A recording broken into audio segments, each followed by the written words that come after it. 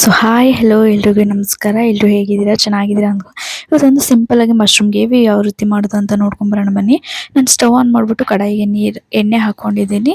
ಅದಾದಮೇಲೆ ಅದಕ್ಕೆ ನಾನು ಸಾಸಿವೆ ಹಾಕೋತಾ ಇದ್ದೀನಿ. ನೀವು ನೋಡ್ತಾ ಇರ್ಬೋದು. ಒಂದು ಸ್ವಲ್ಪ ಸಾಸಿವೆ ಚಿಟಪಟ ಅಂದಮೇಲೆ ಕರಿಬೇವು ಸೊಪ್ಪನ್ನ ಹಾಕೋತಾ ಇದ್ದೀನಿ. ಅದಾದಮೇಲೆ ಒಂದು ನಾಲ್ಕು ಹಸಿಮೆಣ್ಸಿಕಾಯಿ ಅಂದರೆ 2 ತೊಗೊಂಡಿದ್ದೀನಿ. ಅದ್ರಲ್ಲಿ ಸೆಂಟ್ರಲ್ ಸೀಳ್ಸ್ಕೊಂಡು ಒಂದು 2 ಹಸಿಮೆಣ್ಸಿಕಾಯಿ ಹಾಕ್ಕೊಂಡು ಈರುಳ್ಳಿನ ರೋಸ್ಟ್ ಮಾಡ್ಕೋತಾ ಇದ್ದೀನಿ.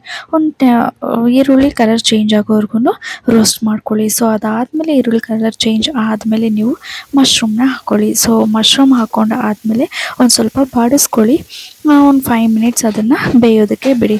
ಸೊ ಬೇಯ್ದು ಆದಮೇಲೆ ಒಂದು ಸ್ವಲ್ಪ ಅರಿಶಿನ ಪುಡಿ, ಹಾಗೆ ನಾನು ಅರಿಶಿನ ಪುಡಿ ಹಾಕೊಂಡಾದ್ಮೇಲೆ ಒಂದು ಸ್ವಲ್ಪ ಚಿಲ್ಲಿ ಪೌಡರು, ಅದಾದಮೇಲೆ ಒಂದು ಸ್ವಲ್ಪ ಪೆಪ್ಪರ್ ಪೌಡರು. ಪೆಪ್ಪರು ಕುಟ್ಟಿ ಆದರೆ ಹಾಕೋಬೋದು ಅಥವಾ ಪೌಡರ್ ನಿಮ್ಮ ಹತ್ರ ಯಾವುದಿದೆ ಸೊ ಅದನ್ನು ಹಾಕೋಬೋದು.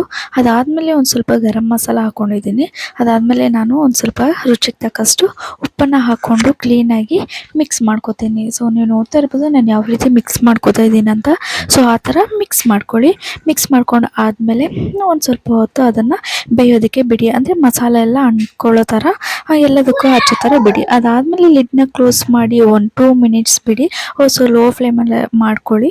ಅದಾದಮೇಲೆ ಲಿಡ್ ಓಪನ್ ಮಾಡಿದ್ಮೇಲೆ ನೋಡಿ ಮಶ್ರೂಮ್ ನೀರು ಬಿಟ್ಕೊಂಡಿದೆ. ಸೊ ಈ ಥರ ಆಗುತ್ತೆ. ಸೊ ಇವಾಗ ನೋಡಿ ಸರ್ವಿಂಗ್ ಬೌಲ್ಗೆ ಸರ್ವ್ ಮಾಡ್ತೀನಿ. ಇಷ್ಟೇ ಆಯಿತು, ಮಶ್ರೂಮ್ ಗ್ರೇವಿ ರೆಡಿ. ಬಾಯ್ ಬಾಯ್.